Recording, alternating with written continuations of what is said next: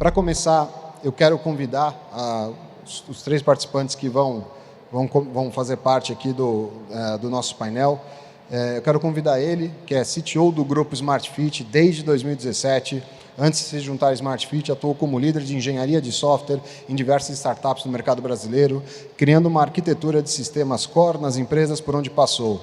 É formado em análise e desenvolvimento de sistemas e possui mais de 20 anos de experiência trabalhando com tecnologia. Pessoal, salva de palmas para o Alexandre Credigiani, CTO da SmartFit. Valeu!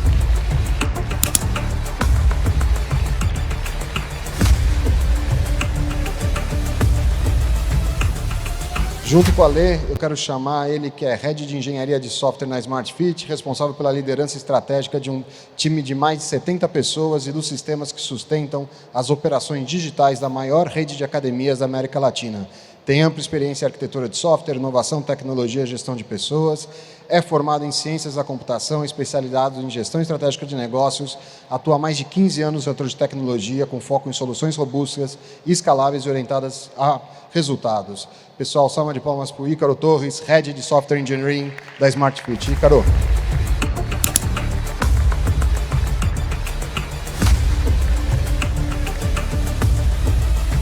E para completar o painel com a gente, eu quero chamar ele que tem mais de 20 anos de experiência em liderança de tecnologia, inovação e engenharia de software, foco em operações e modernização de sistema, transformação e experiência digital. Hoje, ele é o diretor de soluções digitais da RD Saúde, liderando um time de 350 profissionais organizados em mais de 30 squads. O trabalho dele é direcionado a impulsionar a eficiência operacional e a experiência do cliente por meio de soluções digitais e de tecnologias que alavancam os objetivos estratégicos da empresa. Ao longo da carreira, liderou times multidisciplinares em empresas de grande porte no Brasil, atuando nos setores de varejo, indústria e no mercado financeiro, com passagens pela Oxiteno, Ultrapar, Pernambucana, Saraiva, Fidelity e VR Benefícios. Acredita que a tecnologia é um meio para destravar o potencial humano, engajar equipes e acelerar negócios. Seu propósito é garantir que a tecnologia seja aplicada de forma estratégica e escalável, conectando inovação, eficiência e impacto real no mercado. Pessoal, quero chamar o Joca. Salva de palmas, pessoal. Joca, por favor, aqui no meio. Pessoal. Nascer. Obrigado. Valeu. Aqui, por favor. O slide... Se puder... muito bom. Deixa eu ver se eu... Pô, eu errei os lados, mas tudo bem. Então, o slide da RD está aqui, o slide da SmartFit está aqui. Está tudo certo. Pessoal, primeiro, obrigado, né? Você, como eu comentei no começo e falei com vocês, a ter essa abertura que vocês deram para a gente de poder conversar, de verdade é um privilégio e não é toda empresa que oferece isso, já mostra um pouco da admiração que a gente tem pela empresa de vocês e por vocês, principalmente como profissionais. Joca, eu quero começar contigo, tá? Conta um pouco como é que foi essa jornada de preparação da arquitetura e tecnologia e gestão de engenharia da RD e como que a cultura de engenharia que vocês construíram tem para trabalhar com parceiros, né? Isso é uma coisa que a gente acabou discutindo muito durante os 3 dias e vocês vão ver durante as perguntas, eu vou tentar trazer essas coisas que a gente viu aí nesses 3 dias. Legal. Não, legal, Nasser. Obrigado, Alexandre e Ícaro. Prazer aí em conhecê-los. Obrigado pela oportunidade. Boa tarde a todos. Tudo bem, pessoal? Minha turma aqui, estou vendo um monte de rostos aqui, queridos. Obrigado pela presença. Na RD a gente tem uma cultura que compõe bem capacidades que combinam recursos que são próprios ali da RD, com times internos, e a gente faz sim uso de capacidades de parceiros, né? Então a gente vem adotando essa estratégia já há algum tempo, né? E a gente tem tido muito sucesso usando grandes players de mercado, né, consultorias, justamente para nos ajudar, aportando conhecimento, fazendo com que a gente evolua o nível de maturidade dos nossos processos de tecnologia.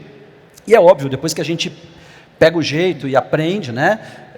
A gente tem uma cultura assim de dali para frente caminhar com as próprias pernas. Então hoje a gente tem um modelo bastante híbrido que combina as melhores capacidades dos fornecedores com bastante gente interna, né? Eu tenho 31 squads hoje sob minha gestão, então é um time bastante grande, né? Eu lidero 2 capítulos de design e de tecnologia, muito com foco em desenvolvimento de software e de produtos digitais, e a gente precisa fazer uso, sim, desses parceiros.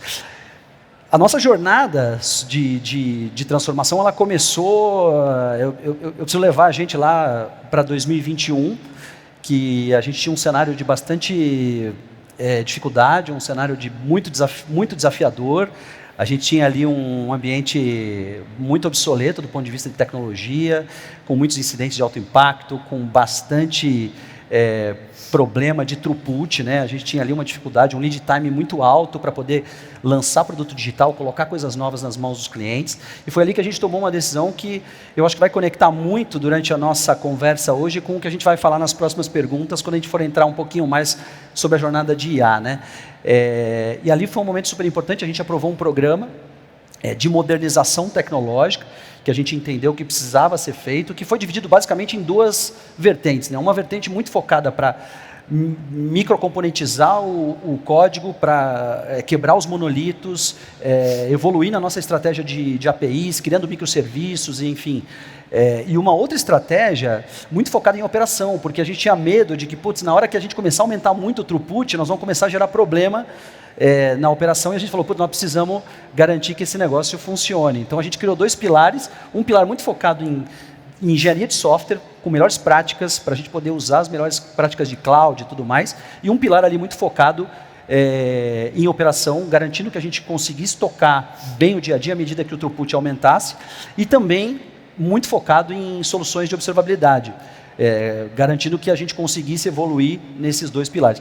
Como resultado, eu acho que a gente foi bastante feliz. Em 2 anos, praticamente, a gente conseguiu fazer uma evolução muito grande do nível de maturidade e, como consequência, obviamente, a gente trouxe resultados super interessantes. A gente reduziu muito o nosso lead time. Hoje o nosso lead time é bastante diferente de como a gente tinha no passado. O nosso NPS, né, dos canais digitais também aumentaram muito. A gente teve um throughput que hoje ele é 8 vezes aproximadamente maior, na verdade, do que a gente tinha no passado. Então, hoje a gente consegue colocar produto digital na mão do cliente. E óbvio que a participação do nosso negócio digital em relação à nossa receita, ele cresceu também de maneira exponencial. Então, foram os resultados. E a gente se apoiou, né, pegando o começo da tua pergunta, a gente se apoiou em 2 players. Então, a NTT Data ajudou bastante a gente nesse processo, e a Accenture, que foi uma empresa que esteve com a gente nesses 2 pilares que complementaram aí a nossa transformação tecnológica nesses últimos tempos. Eu fico muito feliz de escutar isso, porque a gente, durante esses 3 dias, a gente trouxe cases de IA e tudo mais, e sempre a gente falava, gente, arquitetura de software, né? Tem um legado aqui atrás que a gente sabe, que a gente constrói, né? Eu brinco, quem não tem legado não tem história. E se legado fosse ruim, não chamava legado só, né? Só fosse ruim, não ia se chamar legado. Mas tem uma hora que a gente precisa organizar essa arquitetura, né? É o que você falou, essa preparação, né, de organizar a arquitetura e também trabalhar os outros pontos quando a gente vai trabalhar com microserviços, né? Então, observabilidade, rastreabilidade, tudo isso, construir isso para preparar a empresa para o próximo passo. Puxa, legal. Ainda bem que eu estou escutando isso, porque a gente veio evangelizando esse tema. Muito legal. Boa. Ale, conta da Smart Fit um pouco para a gente, essa jornada de vocês, né? Então, a visão e a cultura de vocês em relação à tecnologia, e como que vocês enxergam os desafios de tecnologia como líder da área, né, versus a cultura da empresa. Tá bom. Acho que vou voltar também muito para trás, né? Eu estou no grupo desde 2009, desde o começo da operação da Smart. Acho que a gente, um pouco diferente do que aconteceu na RD, a gente sempre teve uma veia muito forte de desenvolvimento de software interno, né? Então, a composição do que a gente entrega para o nosso cliente final sempre foi, na maioria, composta por soluções que o próprio time de engenharia de software construiu. E acho que ao longo dos anos, né, pegando desde lá de 2009, naturalmente a gente passou pela mesma jornada de maturidade que o Joca estava conversando, né? Eu acho que tiveram alguns episódios específicos que foram super importantes e muitos deles também um pouco a partir de 2020, 2021, que eu acho que quando chegou a pandemia, o mercado de academias foi muito afetado, então tudo fechou, né, naturalmente, e aí o que a gente tinha para oferecer para os nossos clientes basicamente era uma oferta digital. Então a gente estava ainda com uma oferta muito incipiente, pouco do que a gente fazia era feito através do digital, foi aí que a gente fez a concepção da construção de um time de produto. Até então a gente tinha um time majoritariamente de desenvolvimento, né, com todos os skills de engenharia, back-end, front-end, etc. Mas a gente focava pouco na experiência do cliente. Então a gente concebeu aí todos os skills naturais de produto, né? Contratamos designers, product managers, etc. E aí a gente deu um scale-up nos nossos canais digitais. A gente continua com essa visão de majoritariamente fazer as coisas dentro de casa. Eu acho que tem silos, né? Tem episódios que a gente usa ajuda externa. 2021 foi um exemplo, né? Acho que na hora que a gente quis ganhar essa maturidade na visão de engenharia de software e produto, a gente trouxe ajuda externa, a gente usou muita parceria com a CIT, mas assim que a gente ganhou, né, maturidade, a gente caminhou com as próprias pernas e a gente continua com o nosso time na maioria interno, né? Então existe essa visão nossa, a gente gosta de fazer muito dentro de casa, né? Eu acho que é o nosso DNA, o meu background é de engenheiro de software, então eu aprendi fazendo assim e espero continuar fazendo assim por muito tempo. A gente vendo pelo teu histórico, né, trabalhando em startup, colocando a mão na massa, às vezes o engenheiro de software não consegue soltar um pouquinho, isso. Quer trabalhar e quer fazer o desenvolvimento, né? O Ricardo está ali falando, eu também, né? Joca, eu queria... A gente sabe que vocês estão evoluindo aí no desenvolvimento de produtos digitais, usando IA generativa, né? Me conta esse processo, me conta de onde surgiu isso, por que vocês resolveram fazer isso? Foi uma continuidade do que vocês estavam fazendo na arquitetura? De onde brotou isso? Não, a pergunta é muito legal. Logo depois que a gente finalizou essa primeira parte da jornada, né, de modernização tecnológica, a gente queria dar um segundo passo, né, uma vez que a arquitetura estava bem fundamentada e que a gente estava ali com as squads mais independentes e com as esteiras muito mais fluídas para a gente poder, a gente falou, nós precisamos acelerar agora o desenvolvimento de software, a gente precisa dar um segundo passo agora para valer com relação à produtividade. E aí nesse meio tempo, logo depois ali de ChatGPT, do lançamento da OpenAI, a gente teve uma surpresa interessante, a CIT nos procurou com a proposta de co-criar, na verdade, uma plataforma que integrasse LLMs não, né? Porque naquele tempo só tinha uma, né? Mas a ideia era justamente a gente começar a usar a inteligência artificial generativa na esteira de desenvolvimento, olhando para produto digital. A gente topou embarcar nessa jornada com eles, em co-criar essa plataforma junto com eles. A gente escolheu ali, foi um momento super interessante, né? Estou vendo rostos aqui que me ajudaram bastante nesse momento. A gente escolheu ali, na verdade, 4 times para pilotar, para a gente poder, de fato, degustar, porque a gente tinha um receio, né? Conversávamos aqui, né, pessoal, há pouco, a gente tinha um receio enorme de como que os nossos times, né, a gente tinha muita preocupação com as pessoas, muita preocupação com como as pessoas iam reagir diante desse cenário. A maior preocupação, eu acho que foi essa, né? A gente vai ter mais pessoas aderindo ou a gente vai ter mais detratores no processo? A gente vai criar um movimento de que as pessoas vão achar que meu emprego vai acabar? Como é que vai ser? Era tudo muito novo. Aliás, by the way, é tudo muito novo até hoje, né? A gente está num momento, a gente conversava sobre isso, todo mundo está ainda aprendendo sobre tudo, está muito embrionário, mas o fato é que a gente escolheu 4 times, 3 times muito focados em evolução de produto digital e um time que ainda tinha legados e refatorações ainda pendentes, e a gente aplicou, na verdade, um piloto que durou ali aproximadamente 4 meses. Nós tínhamos um desafio na época também de acelerar a digitalização do pagamento dos clientes, né? A gente ainda estava ali evoluindo ainda com Pix de cartão, de crédito, enfim, a gente queria dar esse próximo passo. E a gente adotou, na verdade, esse piloto nessas vertentes. E os resultados foram incríveis, a gente teve ganhos acima de 30% de produtividade. A produtividade a gente media naquele momento ali, olhando muito quantidade de épicos, quantidade de histórias de usuário criadas, e a gente conseguiu dar um salto, né? Eu me lembro que a gente fez um trabalho de refatoração, uma dessas frentes era refatorar um código, e a gente teve lá menos de 1/3 do trabalho que levaria. E a gente teve o mais importante de tudo isso, assim, a gente percebeu que a gente tinha muita gente aderindo e a percepção dos times foi muito interessante, né?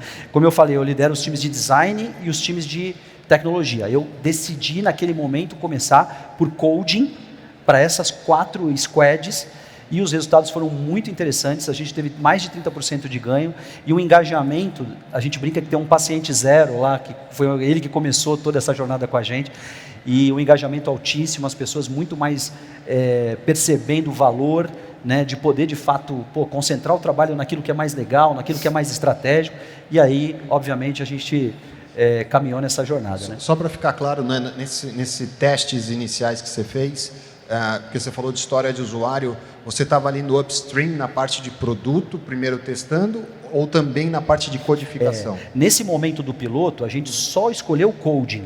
Tá. A gente só olhou a codificação. Só a codificação. A gente falou, não vamos olhar para o upstream agora, vamos focar no downstream, especificamente em coding, né, para a gente, de fato, poder ver como é que o throughput, se esse negócio traz mesmo velocidade, legal, se as pessoas se engajam, claro, e a gente consegue ter uma evolução. Legal.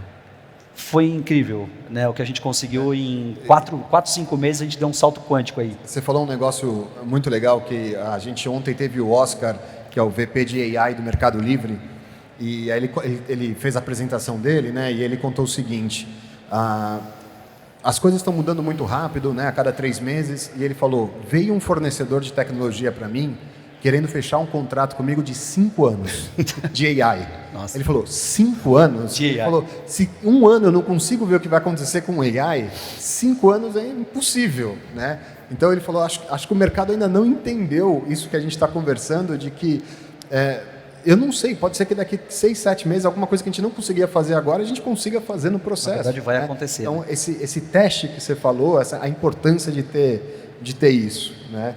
E, Ale, quando a gente estava conversando, a gente falou muito sobre essa preocupação com a experiência do desenvolvedor e com o que de verdade a vida do desenvolvedor vai ficar melhor ou não, né? Sim. Como é que foi esse approach de vocês? Porque uma coisa que eu tenho tentado conversar aqui no auditório e trazido, quem trabalha com engenheiro de software entende o perfil de engenheiro de software e eu acho que ele é diferente do que o perfil que as pessoas imaginam. As pessoas falam, não, engenheiro de software é um cara super inovador, é sempre um cara que quer testar tudo. E não é bem assim, né? Conta um pouquinho, você que pôs bastante a mão na massa em engenharia, como é que foi o approach de vocês para IA generativa no processo? Legal, eu vou falar um pouco, acho que o Ícaro vai dar uma complementada. Eu acho que tem o slide aí que está falando um pouco do nosso timeline, né? Eu gosto de falar sempre que assim, o mercado de tecnologia lança coisas novas de tempos em tempos, né? A gente teve a época da Web 2.0, teve a época do Machine Learning, teve a época do metaverso, né? Sempre tem uma nova tendência e as Big Techs sabem fazer isso e ganhar dinheiro com isso. Eu acho que qual que é o meu papel como responsável por tecnologia junto com o time de gestão do TI da Smart Fit? É a gente não refutar, né, não recusar aquela tecnologia logo de cara. Eu acho que a gente tem o papel de tentar testar, prototipar, fazer pequenos pilotos, assim como o Joca falou. Vamos pegar um time pequeno, esse time pequeno consegue de alguma forma utilizar aquela tecnologia e a gente vai medir resultado, né? Acho que, assim como no mundo dos negócios, você acompanha KPIs de venda, churn, etc., a gente em tecnologia tem que acompanhar alguns KPIs também para saber se está tendo aderência naquela nova tecnologia ou não.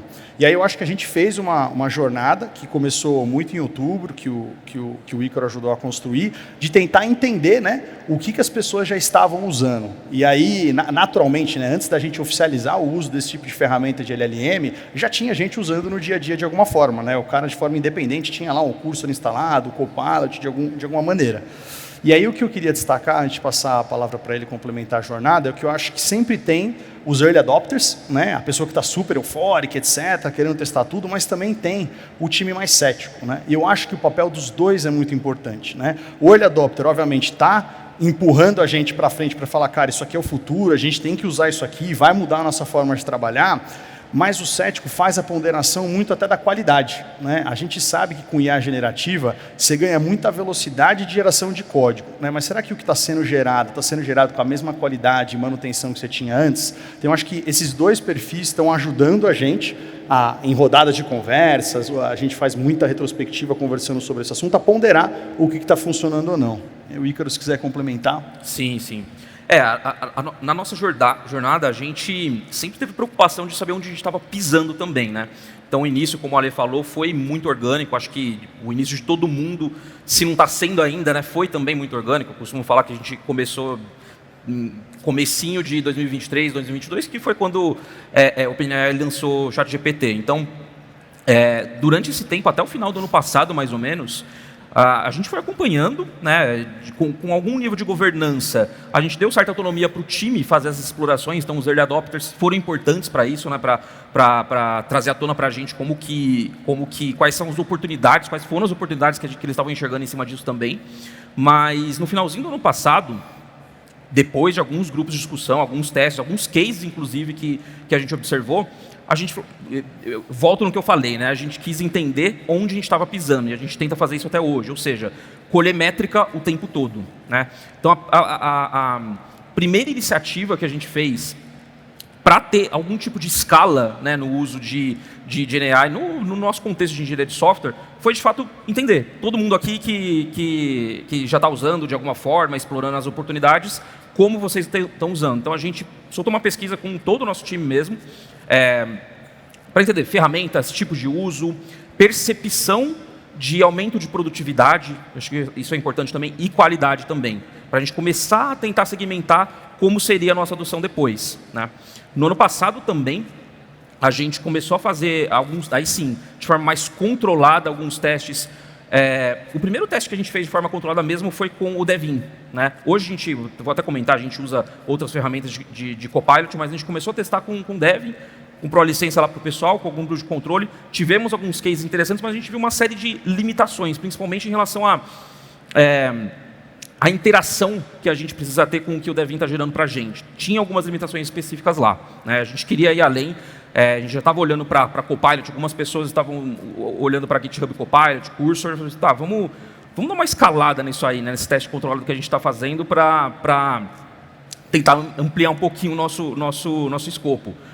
E no começo do ano, a gente começou a entender também, além das ferramentas de IA que eles estavam usando, como que estava a adoção das IDEs, dos editores de código. Por quê? Porque a gente queria, de alguma forma, sim padronizar, né, a ferramenta que eles iriam utilizar, mas queria minimizar o atrito. Isso foi uma preocupação, uma premissa que a gente teve desde o início. A gente quis minimizar esse atrito.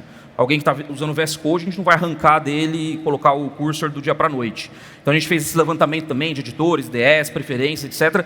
E tentou, uma coisa que eu acabei não comentando, né? A gente tinha muita dúvida também sobre qual ferramenta a gente queria padronizar, né? Chegamos a olhar para o próprio Cursor, o Windsurf, para o GitHub Copilot e tal. A gente falou, temos dúvidas, tendo dúvidas, vamos fazer um grande teste AB? Até porque essas ferramentas foram mudando ao longo do tempo também, né? Foram mudando, estão mudando até hoje. Assim, hoje, uma característica que a gente enxerga, né, só avançando um pouquinho, é que está convergindo muito também. Isso facilita um pouco, tira até um pouco da nossa ansiedade de estar perdendo alguma coisa, né? Uhum. Mas sim, a gente tinha essa dúvida e falou, puta, vamos fazer um grande teste AB aqui. A gente pegou metade do nosso time, a gente tem mais ou menos, um pouco mais de 70 desenvolvedores, a gente pegou metade mais ou menos, colocou para usar Cursor, metade para usar o GitHub Copilot, tendo essa premissa de minimizar o atrito em relação às ferramentas que eles já utilizavam, né? A gente fez esse levantamento e a galera começou a utilizar. Ainda de forma também muito orgânica. A gente não direcionou boas práticas naquele primeiro momento, né? Mas, desde então, a gente começou num processo que a gente está até hoje e vai estar eternamente, de melhoria contínua. Nesse processo que você está comentando, Ícaro, em algum momento vocês chegaram no início já a direcionar e falar, não, vamos numa estratégia de copiloto ou vamos numa estratégia de tentar gerar código 100% sem a participação do desenvolvedor? Vocês chegaram a discutir isso? Porque isso é algo que apareceu aqui nas perguntas ontem, na verdade. Sim, não, a gente discutiu sim que tipo de case específico a gente poderia usar, enfim, em cada situação. hoje, os próprios editores de código, o próprio curso, o Copilot, te dá a opção de você direcionar no modo agente, por exemplo, né, em que, em alguma medida, a ferramenta vai fazer do início ao fim uma ferramenta, mas sempre o direcionamento foi ter cuidado, né? Entenda o plano de execução antes, e acho que isso que essas ferramentas trazem hoje, consegue trazer um pouco para a gente, né? A gente consegue ter essa troca, entender o plano de execução, mas sim, desde o início a gente puxou um pouquinho dessa cautela em cima dos desenvolvedores para não confiar 100%, e acho que esse acaba sendo um dos desafios, tá? Quando também algumas pessoas acabam se ancorando 100% naquilo que está acontecendo, a gente começa a ter alguns problemas. Esse é um desafio que a gente tem lá. Legal, e complementando, eu acho que a primeira vez que a gente viu alguma ferramenta que estava se propondo a fazer alguma coisa mais autônoma foi em março de 24, que foi o lançamento do Devin, né? Não foi o lançamento, né? Foi o vídeo, o teaser do lançamento do Devin. Eu lembro bem que eu estava no evento na South by Southwest, e aí saiu aquele vídeo mágico que o cara estava lá, ele com uma linha de prompt, ele pedia e pum, aparecia um software pronto, né? Isso. Eu fiquei em choque, né? Eu olhei aquele negócio e falei, bom, acabou, né?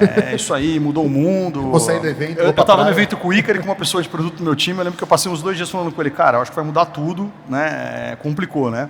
Vamos ter que repensar a jornada inteira. O produto foi de verdade ser lançado para beta 7, 8 meses depois. E o que a gente aprendeu? A gente fez pilotos com o Devin aqui. E eu acho que isso que você falou é muito interessante, de que é muito diferente você fazer uma tecnologia que se propõe a fazer um negócio de ponta a ponta, sem a gente colocar a mão, né? Então o nível de exigência e qualidade é muito alto para você conseguir fazer isso, versus um copiloto, que ele tenta fazer alguma coisa, putz, se ele fez um negocinho errado, você vai lá e bota a mão. Tanto é que o próprio Devin mudou o approach dele, né? Hoje, se você usar a ferramenta, ele se propõe ainda a fazer de ponta a ponta, mas você tem a liberdade de ir lá e modificar uma coisa ou outra, né? Eu faço muito comparativo com self-checkout de supermercado versus o Amazon Go, né? Que todo mundo viu que era uma baita farsa, né? Você fazer o self-checkout... uma coisa é você passar no supermercado, você passa seu produto lá e acabou. Não é 100% autônomo. Outra coisa é a Amazon Go, que você vai lá, pega o produto, não passa em lugar nenhum e ele resolve tudo 100% automático. O nível de tecnologia disso aqui é muito alto. Tanto é que a gente viu que o Amazon Go era, no final das contas, uma grande farsa, né? Que não funcionava exatamente do jeito que se propunha. E cara, você falou um negócio que a gente conversou, que é o uso do IDE, né?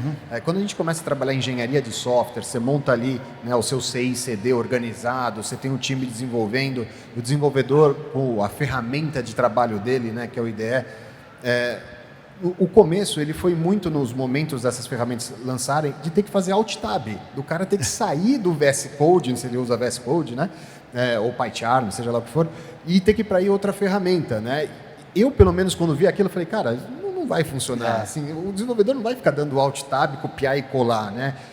Como que foi isso, no sentido de vocês chegaram a pensar, cara, como é que eu faço a vida desse desenvolvedor melhor, né? O dev experience dele, será que a gente vai ter que mudar o IDE, será que não vai? Nesse começo de testes, como é que foi isso para vocês e o que evoluiu? Sim, não, na prática teve isso, e assim, 90% a gente não mudou. Não mudou. A gente teve medo e cedeu ao medo de não mudar mesmo as ferramentas. Foi justamente por isso que a gente fez esse levantamento, né, do que eles estavam utilizando.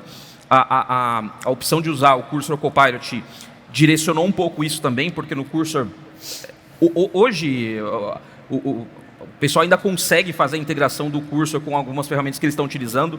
Na época, não exatamente. Então, sim, quem iria utilizar o Cursor iria... a gente exigiu que ele mudasse de ferramenta, então por isso que as pessoas que usavam VS Code não queriam sair do VS Code. Tinha gente que, até hoje, tem gente que usa NeoVim, que usa Emacs, a gente usa o Ruby on Rails, lá, RubyMine, da JetBrains. Então, assim, a premissa foi que para todas essas pessoas que ou tem uma resistência, ou de fato criou raízes lá em cima dessas ideias, eles começaram a utilizar o GitHub Copilot, né? Porque colocaram o plugin deles nos seus editores e colocaram lá. Então é o que eu falei. A gente cedeu a esse medo e não migrou essas ferramentas. Tiveram sim pessoas mais abertas, pessoas que usavam VS Code, por exemplo, que tem uma semelhança muito grande, não à toa o Cursor é derivado do VS Code, acabaram indo para o curso também. Então o impacto foi menor para essas pessoas. A grande maioria usa VS Code também, mas a gente teve esse cuidado, a gente fez esse levantamento para minimizar o máximo possível o atrito, sim. Eu acho que eu estou ferrado, eu uso o Sublime para programar, então O Ale usa também. Eu também uso Sublime, eu estou old school. Joca, aí voltando para você, né, você falou dos testes, né, aí você pegou ali, separou alguns poucos times para testar, aí imagino resultados positivos, como você comentou, 30% de ganho, né? Como que vocês vão escalando para as outras squads, né? Porque são 31, né? Você falou 31 squads. Como que é esse trabalho de escala? Como que vocês fizeram? Qual que foi o plano que você montou para isso? Legal.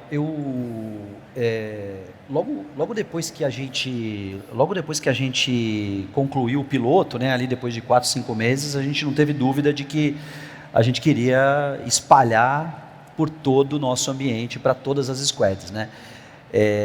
Mas aí a gente parou e refletiu bastante, né? O Lupe está aqui, ó. Tudo bem, Lupe?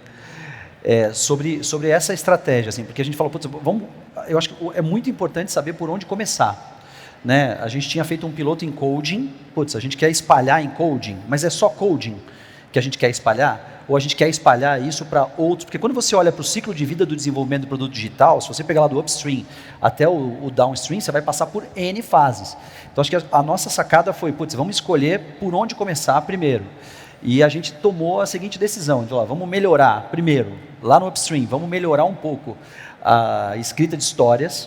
Que a gente falou, putz, se a gente melhorar a escrita de histórias de usuário, a gente vai ter uma chance grande de começar a conectar mais e aumentar o throughput. Vamos continuar em coding, vamos espalhar isso para todos os devs e vamos fortalecer toda a parte de caso de teste, de automação, porque senão a gente começaria a ter vários problemas, como o Ale e o Ícaro comentaram, de qualidade de software, né? Então essa foi a nossa primeira grande sacada, de escolher o caminho por onde começar. Feito isso, a gente foi bastante criterioso com um outro ponto, que foi o seguinte, putz, você comentou, né? A toda hora muda esse negócio. Hoje você tem uma LLM que talvez se manifeste como uma opção super interessante para coding.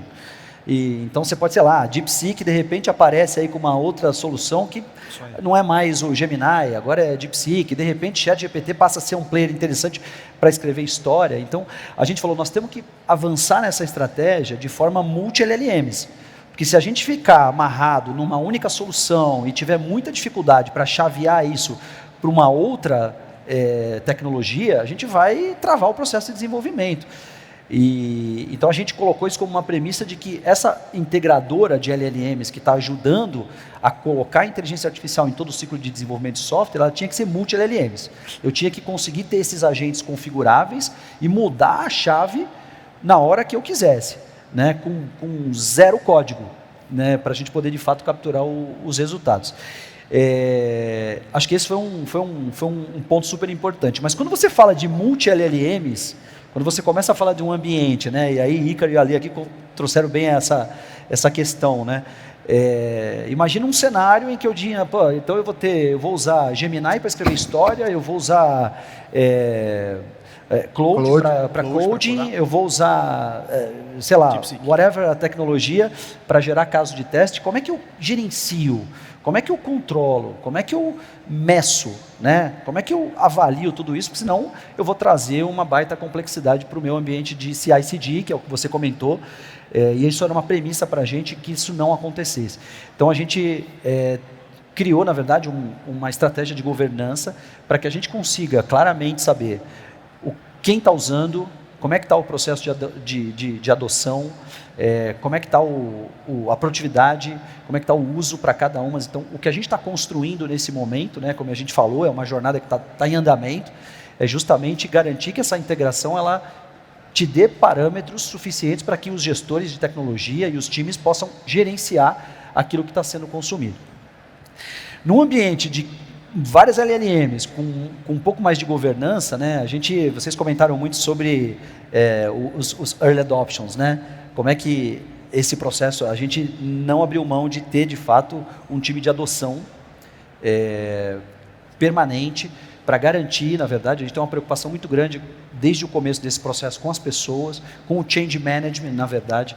Então, o time de adoção, ele tem um papel ali super importante de capacitar os times, né? Como vocês comentaram, né? Eu não tenho todo mundo sênior numa equipe, né? Eu tenho um time híbrido. Então, eu tenho gente que está começando a carreira, gente plena, eu tenho gente sênior. Então, os sêniors, obviamente, eles pegam essas plataformas, pegam essas tecnologias e saem do outro lado e começam a capturar o resultado mais rápido. Um programador, um dev que está começando a carreira, que está ali iniciando, ele precisa de apoio, precisa de ajuda, né? Então, o time de adoção aqui foi super importante para a gente, de fato, garantir uma boa, e tem sido, na verdade, tem ajudado a gente. Nós não terminamos, né? Nós estamos no meio da jornada de espalhar tudo isso em todas as squads, e para nós isso é super importante. Vocês comentaram das IDEs, né? Dos ambientes de desenvolvimento, né? Porque o dev, ele vai, assim, você tem que pensar em dev experience. Se você não trouxer uma experiência diferente para o dev, se não ficar legal, se não ficar melhor, ele vai comprar, ele vai fazer uma assinatura de uma outra plataforma, ele vai dar um jeito de usar, né? Não acontece isso nas empresas de vocês, tá? Só na nossa, não é isso? Mas a verdade é que a gente tem que pensar em dev experience. E no caso da RD, a gente usa VS Code, porque a gente coda tudo em React, a grande parte em Node, React, Java IntelliJ. Então, a gente também garantiu que as extensões para estas LLMs estejam dentro da IDE, porque senão ele vai ter que ficar fazendo o que você falou, ele vai ter que dar alt tab, ele vai... Putz, aí a experiência cai, a gente começa a perder controle sobre o que está acontecendo. Então, lógico que isso tudo está mudando a todo momento, né? Você falou de cursor, né? O cursor já é uma IDE, então você já tem ali a possibilidade de escolher dentro do cursor quais LLMs você quer utilizar. Então, aí nesse caso é diferente, você tem que garantir que dentro do cursor você tem uma integração com a tua solução de governança para garantir que quem é que está usando, como é que você está produzindo, quanto que isso está trazendo de aumento de produtividade, que senão você perde o controle e aí a gente começa a ter um grande problema. Você falou duas coisas que foram dois temas que foram duas palestras aqui. Uma, você falou sobre o time continuar testando, né? Então, você tem um time que continua procurando e descobrindo. O Oscar no Mercado Livre, ele falou, olha, a gente tem um time que continua só fazendo isso. E esse time alimenta o nosso time de plataforma, né? E o time de plataforma, ele tem times habilitadores que alimentam o time de streamline dele de produto. E eu trouxe ontem o Manuel Paes, que é o coautor do Team Topologies, né? Só para falar de times habilitadores, né?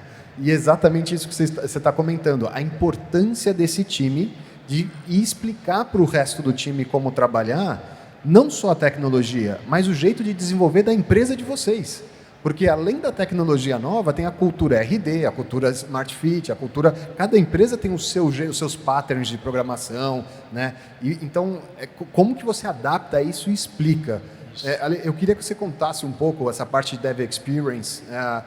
Eu vou te perguntar de métricas, eu queria muito escutar a opinião de vocês sobre Dora Metrics e o impacto disso, mas eu queria um pouco que você falasse sobre essa equipe de habilitadores, e quem participou aqui do auditório cansou de ver eu fazer essa pergunta, que é qual que é o perfil dessa pessoa que é um excelente tradutor ou que transfere bem esse conhecimento para os times. Na equipe de vocês, é uma pessoa mais técnica, uma pessoa que fala mais?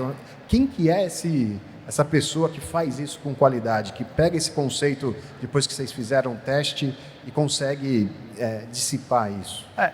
A gente não foi muito no approach de ter um time de adoção, mas uma coisa que a gente tem feito muito é ter os chapters, né, para conversar bastante sobre o que está funcionando e o que não está funcionando.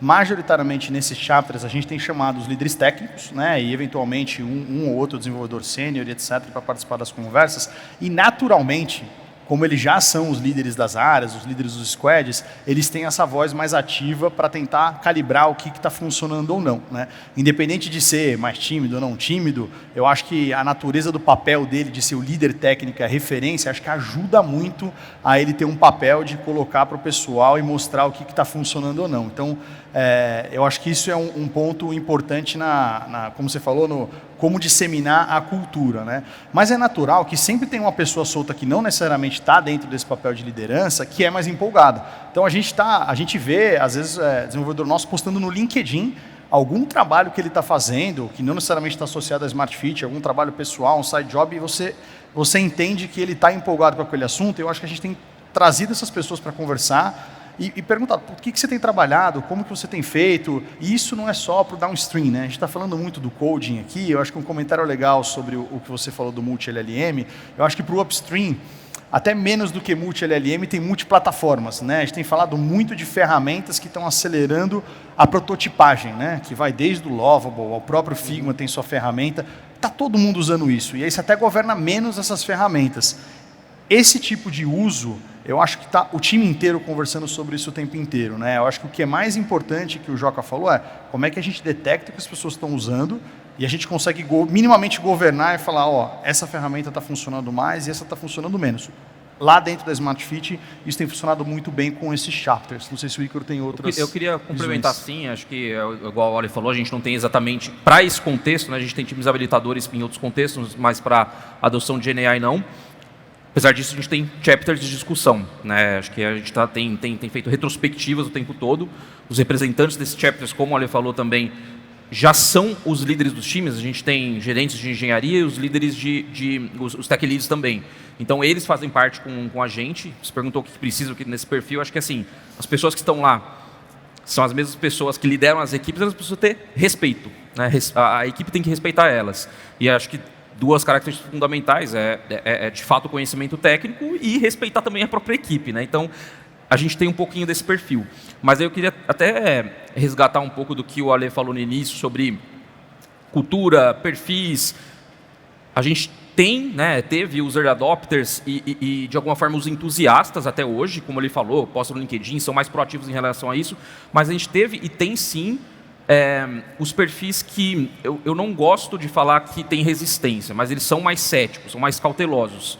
E eu acho que é muito importante que a gente considere, talvez, assim, até mais o que essas pessoas estão falando, porque elas vão trazer um contraponto importantíssimo para a gente, que é qualidade. É qualidade. Assim, é muito fácil fazer alguma coisa sem qualidade com o uso de IA, se você não tiver essa cautela. Então, a gente se fez valer desses perfis que são mais céticos para elevar a régua do que a gente tem lá dentro mesmo, entendeu? Então, acho que é importante identificar essas pessoas e não escolher um único tipo de perfil. Os dois vão se complementar. Ali no material de vocês, eu vi os pontos, o que gerou de legal e os pontos de atenção. Eu queria que vocês falassem um pouquinho disso na experiência de vocês, porque acho que uma das perguntas que mais apareceu aqui, a gente falando de AI ao longo dos dias, foi como medir isso, como medir esse sucesso, né? Se eu uso uma métrica que já existente, eu tenho que criar alguma coisa nova. Então, se vocês pudessem contar um pouquinho sobre o que vocês encontraram ali, né? Eu vi código mais verboso e tal. Aonde vocês encontraram essas coisas mais positivas e negativas, e um pouquinho como na cabeça de vocês, que framework ou que maneira vocês têm usado para medir resultado. Eu acho que metrificação, todo mundo fala muito de data metrics, né? Lead time, throughput, naturalmente a gente tem acompanhado isso, né? Então, desde o momento que a gente implantou cada uma das ferramentas, a gente tem olhado o throughput pela quantidade de headcount, porque a equipe vai crescendo e vai diminuindo. Às vezes você pode ter a ilusão de que aumentou o throughput, mas você contratou 10 desenvolvedores a mais. Como eu não tenho um time tão grande assim, são 75 engenheiros, se você tira 5 caras porque trocou, alguma coisa desse tipo, já acaba influenciando no throughput geral. Então, a primeira coisa é fazer uma métrica proporcional, né? Então, o throughput sobre o número de headcount. Só que o que a gente tem falado aí sobre o que funcionou e não funcionou, que é muito interessante. Sim, tem casos que funcionam muito bem, são os exemplos que a gente deu aí, né? Você fala de traduções e conversões, né? A gente teve um caso super recente que a gente está lançando uma experiência nova dentro da nossa marca Biorritmo, e a gente teve que fazer uma integração de um parceiro de equipamentos com uma SDK dentro do nosso aplicativo que era feito em React. E a SDK do fabricante era feita em Flutter, então a gente não ia conseguir compatibilizar, a gente fez meio que uma engenharia reversa junto com eles e converteu isso para conectar no aplicativo da Bio. Isso foi feito muito rápido, com a ajuda de LLM. Então, o caso de tradução de linguagens de programação, você mudar da linguagem A para a linguagem B, tem funcionado muito bem. Qual que é o ponto? Quantas vezes a gente tem um caso como esse, né? Isso não é tão frequente no nosso dia a dia.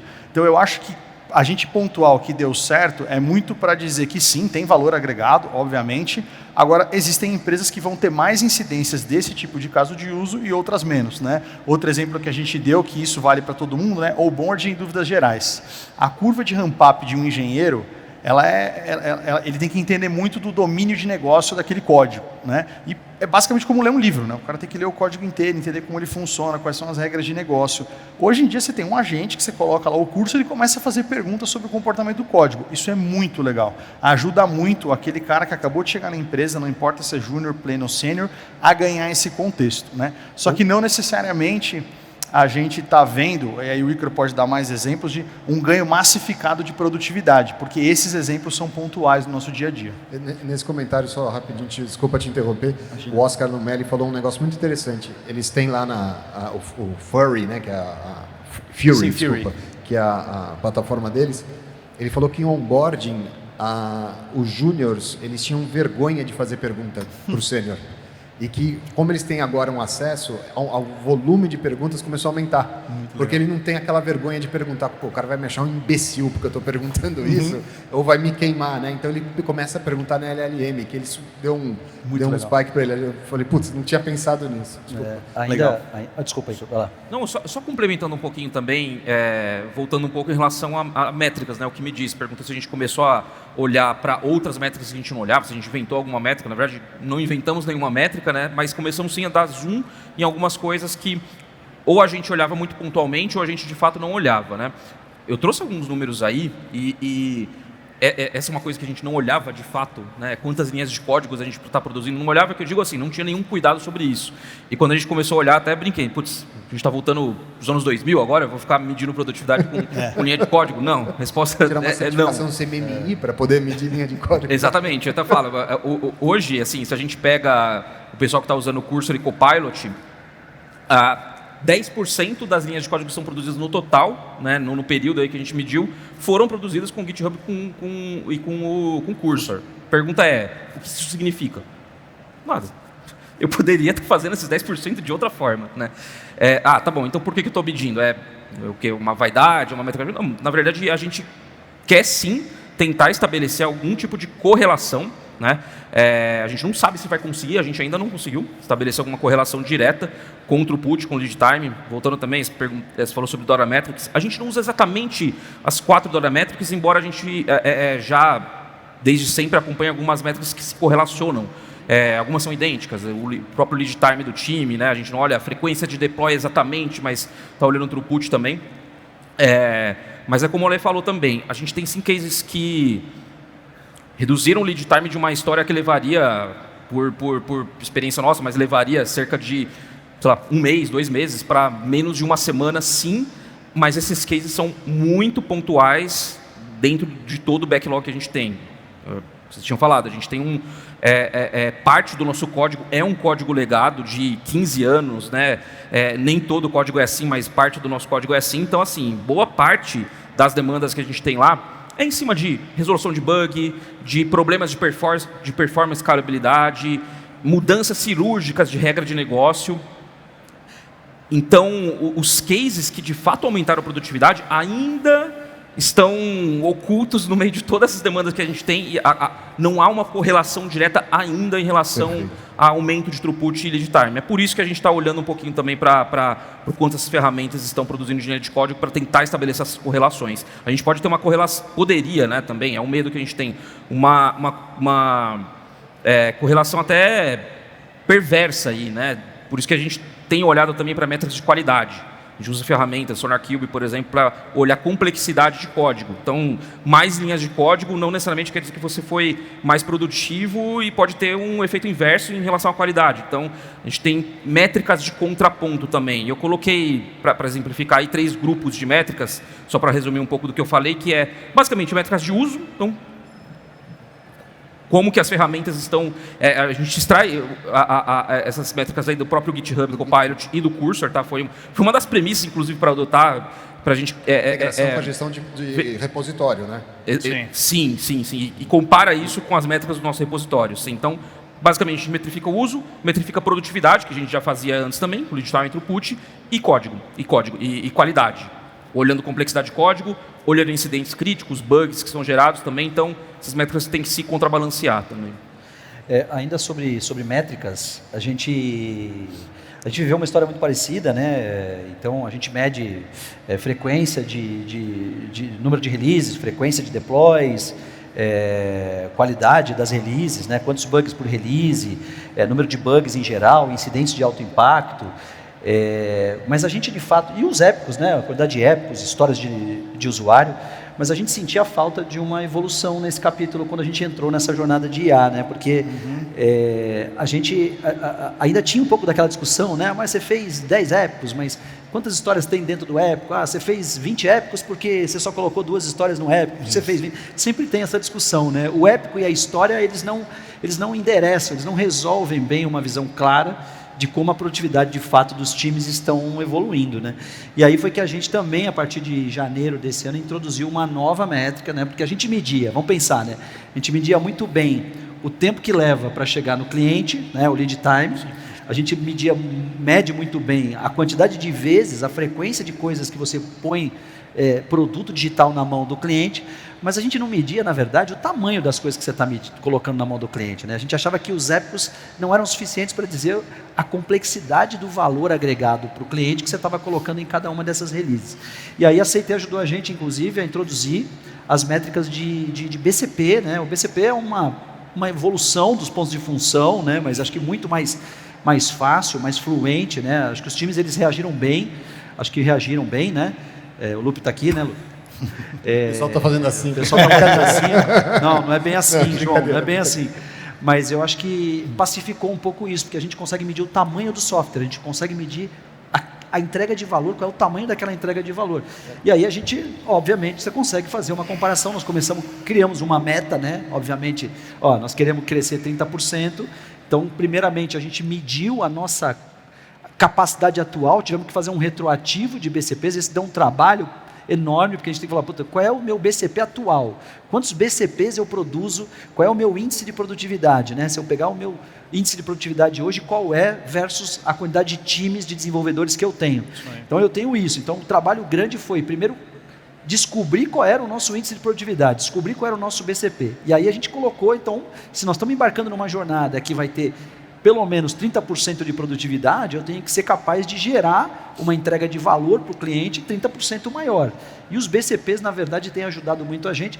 Teve uma outra dificuldade com os temas de BCPs, que é a gente garantir que quem conta os BCPs tem que ser a IA. Né? É claro que você vai ter lá um ajuste, né, Fábio? Vai ter um ajustezinho, mas tem um componente aqui que não estava claro lá na história, tem que considerar, que senão não vai contar os BCPs corretamente. Nós estamos ajustando, mas garantia de sucesso que a gente percebeu é usar IA para fazer as contagens de BCPs, ajuda muito e pacifica essa discussão de produtividade nos times. É muito legal ouvir isso que você está falando, porque eu fui diretor de engenharia de software já, e a gente não tem, eu acho, na minha cabeça, um conjunto de métrica que funciona para todo mundo. Né? Cada empresa, então, por exemplo, eu, vim de uma escola que a gente media produtividade. Então, era ponto, quantidade de ponto por função e quantidade de capacidade que cada desenvolvedor conseguia entregar de ponto. Se você estivesse fazendo outro tipo de hora, você está perdendo ponto, eu não quero. Né? Então, isso é uma filosofia. Funciona também. Né? Então, é interessante olhar a AI e olhar também como a cultura de vocês, como o controle e a cultura do time que vocês têm prefere ter essa métrica, né? Prefere ser gerido, prefere ter a experiência melhorada ou não como desenvolvedor. Né? E aí, Joca, aproveitando que você estava já falando um pouco mais aqui, eu queria escutar de futuro para você. Para onde você acha que vai espalhar lá dentro na empresa o uso de AI? Porque na sua fala, você falou um negócio que acho que as pessoas às vezes não percebem. Depois que você faz um teste e começa a expandir, você tem a expansão da tecnologia no processo e você tem a expansão da tecnologia nos times. Né? Então, você tem tanto horizontal quanto vertical. E a empresa como um todo. Né? Você pode expandir lá para o começo de produto em design, como a gente começou a falar aqui. O que é futuro de expansão dessa tecnologia lá no time? A gente, como eu comentei, né, a gente focou muito olhando para para todo o ciclo de vida do desenvolvimento, a gente olhou muito para escrita de histórias, coding e testes. A gente acredita, como eu comentei, né? A gente tem eu lidero também um time de design, né? Então a ideia é que a gente, a partir de agora, comece a fazer uso disso, e aí vai muito no que o Ícaro falou e o Alê, né? A gente começa, não é um jogo de LLMs, né? Você tem lá, dentro do Figma, você já pode ter lá uma série de agentes de IA, e aí começar a provocar esse tipo de coisa, né? O Figma to Story, ou Story to Figma, Figma to Code, né? Eu acho que a gente quer agora colocar um pouco mais de energia, a partir de que a gente terminar esse processo de rollout, espalhar bem, com maturidade, segurança, governança em todas as squads, a ideia é começar a olhar mais para o upstream e principalmente conectar em design. Esse é um primeiro, eu acredito que esse seja o nosso próximo passo para ajudar os nossos designers a conseguir fazer o uso da IA ali no dia a dia desse negócio que é super complexo. Tem pesquisa de núcleo de cliente, tem uma série de coisas que a gente acredita que pode ajudar. Do lado da operação, eu acho que a gente tem uma baita oportunidade também, porque a gente usa, por exemplo, Datadog, né? Começar a conectar as ferramentas de observabilidade na esteira de operação, que acho que isso é o caminho assim extremamente interessante para matar débitos de produto, matar débitos técnicos, né? De forma que, conectando na ferramenta de observabilidade, a gente já tenha clareza de quais são os bugs que estão acontecendo, qual é a frequência que eles ocorrem, em que partes do código, e já dando para o dev, na verdade, fazendo uma análise para que ele já tenha ali uma sugestão de correção para a gente poder acelerar e garantir que os débitos de produto e a qualidade de código se perpetue. Né? Tem uma coisa que as pessoas esquecem, né? Quando a gente vai falar de arquitetura de evento, quando a gente fala de microserviço, vem, né, toda a regra lá, os patterns de observabilidade, de log centralizado, etc. Só que o pessoal esquece que isso dá um trabalho para analisar, né? E AI pode dar uma ajuda para o desenvolvedor enorme, brutal, né? Para fazer a vida dele ser muito mais fácil e trazer insight para ele sobre aquilo que ele está desenvolvendo. A gente estava tentando fazer um movimento, né? Porque na ferramenta de observabilidade você tem lá o Session Replay, que ele te gera uma série de vídeos, né? Do que acontece, na verdade, com aquele cliente, para justamente a gente poder interpretar. E o terceiro passo é começar a gerar insights de experiência, né? Por que não começar a alimentar o time de negócio, o time de produto, sobre, olha, os clientes estão muito tempo nesse local aqui do app, tem uma oportunidade grande aqui da gente melhorar a experiência. Então, gerar insights de experiência, ajudar a operação na correção de bugs e focar muito no upstream ali, com foco em design, eu acho que é o nosso próximo passo desse desafio. Legal. Ale, vocês? Eu vou dar minha resposta e não me restringir à engenharia como um todo, tá? Vou falar da empresa de forma mais ampla, né? A gente até fez um trabalho ano passado, a gente trouxe uma consultoria, é difícil trazer uma consultoria de uma coisa tão nova, né? Mas eu acho legal trazer consultoria porque pelo menos eles estão falando com várias empresas, então minimamente eles conseguem entender alguma coisa que está funcionando em outro lugar e trazer para dentro de casa. Com o objetivo justamente de fazer esse mapeamento, né? Conversar área a área, ir lá no jurídico, no marketing, na expansão, no financeiro, na RH, falar, como vocês trabalham e onde você consegue colocar IA generativa no seu dia a dia. E aí, qual que é a nossa conclusão, né? IA generativa é muito bom em fazer algumas coisas, né? Gerar texto e ler texto, gerar imagem e ler imagem, gerar vídeo e interpretar vídeo de alguma forma, né? Então, isso é o macro. Tudo que está em volta disso, que é uma tarefa repetitiva dentro do trabalho das pessoas, tem algum potencial, maior ou menor grau, para você conseguir automatizar ou aumentar a performance com IA. Então, exemplos que a gente tem na mesa hoje, né? Monitoramento de unidades com risco. Então, você tem lá um monte de concorrente o dia inteiro abrindo do seu lado. Toda vez que um concorrente abre do seu lado, a gente capturar essa informação e a gente conseguir cruzar elas com uma IA generativa. Como é que está o NPS da loja? Se a loja já fez retrofit ou não? Será que ela precisa de uma atenção porque vai vir uma concorrência pesada do lado? Né? Esse tipo de trabalho a gente já tem começado a fazer de forma bem sutil. Outra coisa será que não dá para otimizar a jornada do cliente com algo que ele vai gostar através de IA generativa, que vai desde a música que está na academia, né?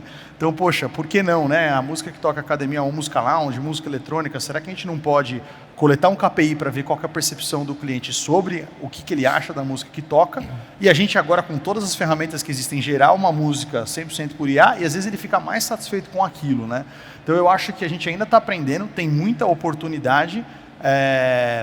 Jurídico é outro caso clássico, né? Então, assim, o pessoal passa muito tempo lendo, interpretando o contrato. A gente tinha um caso de 2 pessoas dentro do jurídico que elas passavam o dia só lendo algumas atas que a gente fazia e colocando dentro de um documento resumido, né? Sim, colocamos IA generativa para rodar nisso, 2 pessoas estavam fazendo isso o dia inteiro, estão fazendo outra coisa agora e esse negócio está mais automatizado. Então, acho que ao longo do tempo vai surgir muita coisa, né? Não sei se vai ter um negócio muito grande, porque a gente não tem um papel único dentro da empresa que é muito repetido, né? Igual você vai num call center que tem 10 mil pessoas. Se automatiza alguma coisa, aquilo tem um potencial gigantesco de grande performance, mas eu acho que nas pequenas coisas ao longo do tempo a gente vai implementando e incrementando com o GenAI. Legal. E, bom, mensagens finais de esperança, por favor, que vocês possam passar, Ale, Ícaro, Joca, para a gente fechar aqui o painel. Não, bom, eu posso falar super curto. Eu acho que assim, no começo dessa jornada de Generative AI, e ainda hoje em dia, né, tá falando-se muito sobre o caos, que o mundo vai acabar, as pessoas vão ter 30% de desemprego. Eu acho que ninguém sabe exatamente o que vai acontecer, mas eu acredito muito que o valor da conexão humana ainda tem muito valor nas empresas, né? Claro que se tem uma tarefa extremamente repetitiva, a AI pode sim mudar a forma como isso é executado, mas eu acho que o valor do ser humano na interação não vai mudar nunca, né? Eu dou sempre o exemplo que quando eu quero fazer um atendimento com alguma coisa e vem um robô falar comigo, eu já falo, putz, eu não quero falar com um robô, cara, eu quero falar com uma pessoa, porque ela vai me entender. Então, isso nunca vai ser substituído por inteligência artificial. Então, eu tenho uma visão otimista sobre o futuro do trabalho com o GenAI e tudo que está mudando agora. Nessa linha, assim, esses dias a gente estava lendo um artigo que a Gartner publicou também, e eles citaram o paradoxo de Jevon, né, que fala que a tendência é que quando novas tecnologias, novas técnicas surgem, que traz eficiência, a tendência é que a gente aumente a demanda em cima disso.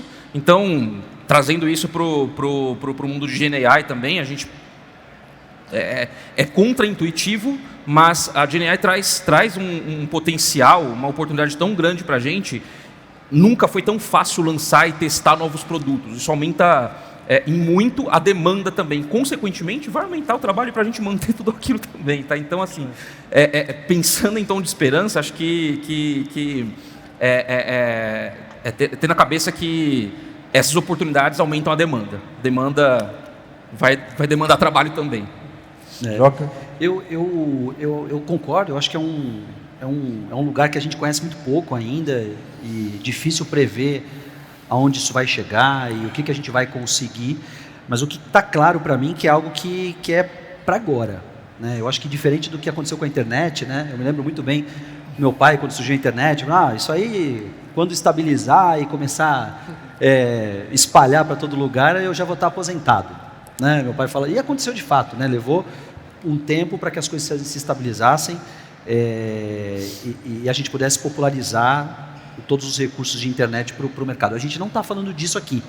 A gente está falando de algo que em pouquíssimo tempo, né, em alguns casos já é presente, em outros ele já está quase entrando num nível de alta maturidade. E isso de verdade é o que mais me preocupa, assim, porque é algo que está agora, que daqui a 2 anos você já vai olhar para isso como Wi-Fi, como a rede elétrica, você vai tratar isso como um commodity.